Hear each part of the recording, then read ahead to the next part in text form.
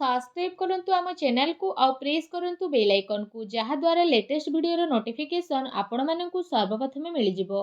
नमस्कार बंधुगण आपण मानकु आम यूट्यूब चैनल को स्वागत। बंधुगण आज वीडियो रे जानिबा आगामी ए 15 दिन आपणकर किपरि कटिबो से विषय जानिबा, किंतु यहा पूर्वरु जदि चैनल रे नुआ करि आछंती तो चैनल को सब्सक्राइब करिनेबा सह पाखरे आसुथुबा बेल आइकन को क्लिक करंतु। स्वयं भगवान श्रीकृष्ण कहिसंती एते आपण सीधा सीधा हुअंतु नाही, कारण जंगल रे रहुतुबा सीधा गछ को ही सर्वप्रथमे कटा जाई थाए। तेणु आपण एते भी साधा सीधा हुअंतु नाही, आउ तेढ़ा मेढ़ा गछ को सब बेले छाड़ी दिया जाई थाए। तो एमिति रे अन्य जीवन सह पूर्ण रूप रे जीवा ठारू भल हेबो आमे निजे निजर भाग्य अनुसार जी नेबा। शक्ति को अपमान से मानि थाए जे असत्य द्वारा लाभ प्राप्त करि थाए। नमस्कार बंधुगण, जय माँ लक्ष्मी। आपण समस्त को आम यूट्यूब चैनल को पुणी थरे आउ गोटे वीडियो को बहुत बहुत स्वागत। ओम गणेशाय नमो। आज आमे आपण माननकु कहिबु आगामी ए 15 दिन आपणकर किपरि साब्यस्त हेबो। आपणक पई सुविचार रहिछि। देखा जाउथुबा स्वप्न स्वप्न होई रहि जाई थाए जे पर्यंत व्यक्ति निजर झाड़ को बुहाई न थाए। जदि जीवन रे सफलता प्राप्त करिवार अछि तो परिश्रम आउ विश्वास आपण करिबा शिखि नियंतु, तेबे जे आपणकु सफलता मिलिबो। सफलता मिलिबा पई आपणकु बहुत परिश्रम करिबाकु पड़िबो। जदि आमे कहिबा ए 15 दिन रे स्थिति विषय आपण ए दिन रे निजर मनचाहा सफलता प्राप्त करिवे, ता सहित आर्थिक स्थिति रे सुधार मिलिबार जोग बनुछि। अटकी बा उलुझिथिबा पैसा मिलिबा कारणरू समय आपणक पई ए सब स्थिति रे अनुकूल रहिबो।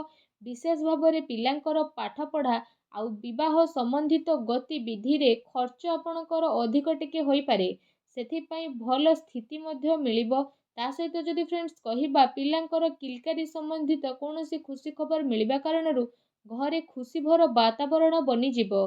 विशेष भाବରେ सरकारी कार्य जदि आपणकर चालुथुला तो ए सबु दिन रे कौनसी महत्वपूर्ण व्यक्तिंकर परामर्श आपणक सपक्ष रे मध्य जाई पारे।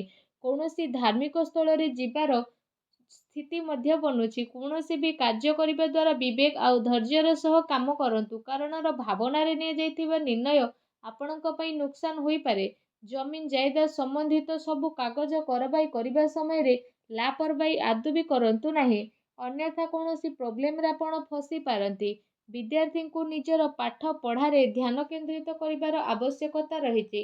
प्रॉपर्टी बिजनेस आपणकर फाइनल होई पारे, सावधान सह करंतु। ता सहित व्यवसायी पार्टी ए सबु अर्थात व्यापारिक गतिविधि आपणकर बहुत भल रहिबो। सरकारी चाकरी पेशा लोकंकु स्थान परिवर्तन संबंधित भल खबर मध्य मिलिबो। परिवार जनक सह भल समय को व्यतीत करिबारे आपणको बहुत ही खुशी अनुभव हेबो।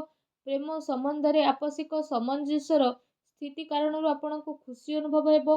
ता सहित घरर कौनसी सदस्यंको स्वास्थ्य को नहीं चिंता आपणकर बनी रहिबो, किंतु एहा द्वारा आपणकर स्वास्थ्य प्रति सजग रहिबार अति आवश्यकता रहिछि।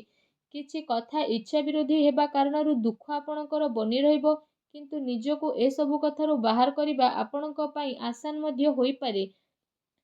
ए दिनर व्यवहार आपण भावनात्मक रूप रे न करी निजर काम करिबा पई आपण ट्राई करि नियंतु। जेते अधिक मानसिक चिंतारे आपण रहिबे सेते कार्य को आपण करि परिबे नाही। तेणु मन को शांत रखंतु। काम सिलसिला रे कौनसी व्यक्तिंक सह कथावार्ता करिबा समय रे शब्दर उल्लंघन करंतु नाही, नचेत परे प्रॉब्लम रे पड़ी पारंती। रिलेशनशिप सह जड़ित कथा स्पष्ट रूप रे सामना को आसीबो। एहार निर्णय नेबा आपणक पई आसान रहिबो। कौनसी काम को करिबा पूर्वरु ता सह जड़ित इनफॉरमेशन जानिबा पई ट्राई करंतु। एहा द्वारा बहुत भल स्थिति बनिबो। आपणकर सम्मान बढ़िबो। माता पितांकर वरिष्ठ लोकंकर मान सम्मान मध्य आपणकर बढ़िबार अति आवश्यकता रहिछि।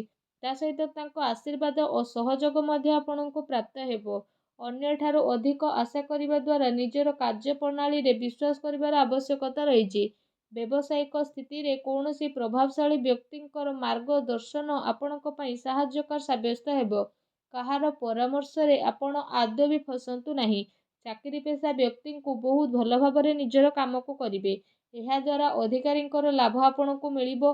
पति पत्नींक भितरे मधुरपूर्ण समय रहिबो। अविवाहित लोकंक पई भल संपर्क मध्य आसी पारे। ତଥା ପରିସ୍ଥିତିରେ ନିଜକୁ ସନ୍ତୁଳିତ ଓ ମଜବୁତ ବନେଇକି ରଖିବା ଆପଣଙ୍କର ଆବଶ୍ୟକ ବା ଭାବନାତ୍ମକ ପ୍ରଭାବରେ ଆସିକି ସ୍ଥିତି ଆପଣଙ୍କ ପାଇଁ ବହୁତ ଭଲ ରହିବ।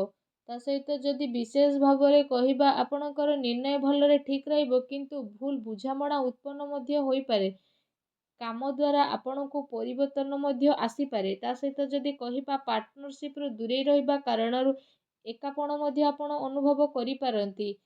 ଯଦି ମହିଳାଙ୍କ ବିଷୟରେ କହିବା, ମହିଳାଙ୍କ ପାଇଁ ସ୍ଥିତି ବହୁତ ଭଲ ରହିବ। ପ୍ରେମ ଜୀବନ ବିଷୟରେ ଯଦି କହିବା, ତ ପ୍ରେମ ଜୀବନର ସ୍ଥିତି ଏସବୁ ଦିନରେ ଆପଣଙ୍କ ସପକ୍ଷରେ ଯିବ। ଆଉ ଏ ସମୟରେ ଆପଣ ଆପଣଙ୍କର ସବୁ କାର୍ଯ୍ୟକୁ ପୁରା ସମ୍ମାନର ସହ ପୁରା କରିବେ, ଯେଉଁ କାରଣ ପାଇଁ ପାର୍ଟନର ଜଣେ ଆଉ ଜଣଙ୍କର ମହତ୍ତ୍ୱକୁ ବୁଝିପାରିବେ। ତା ସହିତ ଏସବୁ ସ୍ଥିତି ଆପଣଙ୍କର ଆହୁରି ଅଧିକ ମଜବୁତ ମଧ୍ୟ ବନିଯିବ। ଆପଣ ଆପଣଙ୍କର ଜୀବନସାଥୀଙ୍କ ପ୍ରେମର ସ୍ଥିତିକୁ ଅନୁଭବ ମଧ୍ୟ କରିପାରିବେ, ଯେଉଁ କାରଣ ପାଇଁ ଆପଣଙ୍କୁ ଦୁନିଆ ସାରାର ସବୁ ଜିନିଷକୁ ଭୁଲି ନିଜ ସାଥୀଙ୍କ ସହ ସମ୍ବନ୍ଧ ବନେଇ ରଖିବାର ଅବସର ମଧ୍ୟ ଏ ସମୟରେ ଆପଣଙ୍କୁ ପ୍ରାପ୍ତ ହେବ। ଆପଣ ଦୁଇ ଜଣଙ୍କ ଭିତରେ ଚାଲୁଥିବା ବିବାଦ ଖତମ ହେବାର ପୁରା ସମ୍ଭାବନା ମଧ୍ୟ ବନୁଅଛି। ତା ସହିତ ଯଦି କ୍ୟାରିୟର ବିଷୟରେ ଆଲୋଚନା କରିବା, ତ ଏ ସମୟରେ ବିଶେଷ ରୂପରେ ସେ ସବୁ ଲୋକଙ୍କ ପାଇଁ ଭଲ ବା ସଫଳତା ସହ ରହିବ ଯେଉଁମାନେ କୌଣସି ପ୍ରକାରର ଶିକ୍ଷା ବା ଲେଖନୀ କ୍ଷେତ୍ରରେ ଜଡ଼ିତ ଅଛନ୍ତି। ଶତ୍ରୁ, ଶୋଧକର୍ତ୍ତା, ପତ୍ରକାର, ଲେଖକ ଆଉ ଶିକ୍ଷା ସମ୍ବନ୍ଧିତ ଜଡ଼ିତ ବ୍ୟକ୍ତି ବିଶେଷଙ୍କୁ ଏସବୁ ଦିନରେ ବହୁତ ଅଧିକ ଆନନ୍ଦ ପ୍ରାପ୍ତ ହେବାର ଅତି ସଂକେତ ବନୁଅଛି। ଏ ଦିନରେ ଲମ୍ବା ଯୋଜନାକୁ ଆପଣ ବନେଇ ନିବେଶ କରିବାର ସ୍ଥିତି ମଧ୍ୟ ବନୁଛି।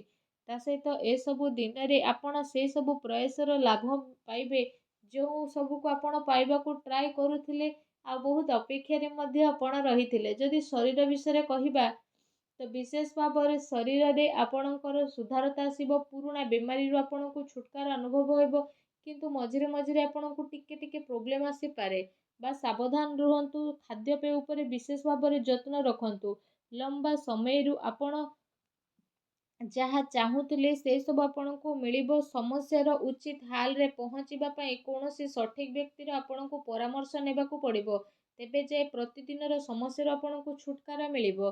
ଏମିତିରେ କୌଣସି ମେଡ଼ିସିନ ଡକ୍ଟରଙ୍କ ବିନା ପରାମର୍ଶରେ ନେଲେ ଆପଣଙ୍କୁ ପରେ ପ୍ରୋବ୍ଲେମ୍ ଫେସ୍ ହୋଇପାରେ। ଭାଗ୍ୟର ପୁରା ସାଥ ଆଗାମୀ 15 ଦିନରେ ଆପଣଙ୍କୁ ତ ପ୍ରାପ୍ତ ହେବ, କିନ୍ତୁ ଯଦି ଉପାୟ ବିଷୟରେ କହିବା, ତ ଆଗାମୀ 15 ଦିନରେ ଭଗବାନ ଗଣେଶଙ୍କର ପୂଜା ଆରାଧନା କରନ୍ତୁ। ଘରୁ ଯେତେବେଳେ ବାହାରକୁ ଯାଉଛନ୍ତି ପକେଟରେ ଦୁବ ନେଇକି ଯାତ୍ରା ଆରମ୍ଭ କରନ୍ତୁ।